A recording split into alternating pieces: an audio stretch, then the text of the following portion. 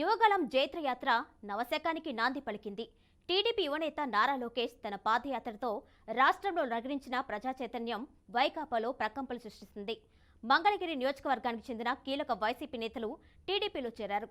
ఉండవల్లి నివాసంలో నారా లోకేష్ సమక్షంలో గుంటూరు జిల్లా ఆర్యవైశ్య సంఘం మాజీ అధ్యక్షుడు సంకా బాలాజీ గుప్తా, మంగళగిరి మాజీ కౌన్సిలర్ మండ్రు రమాదేవి, మండ్రు రాము, మంగళగిరి వస్త్ర ఉత్పత్తి విక్రయదారులు సంఘం అధ్యక్షులు పెండెం శివరామకృష్ణ తెలుగుదేశం పార్టీలో చేరారు.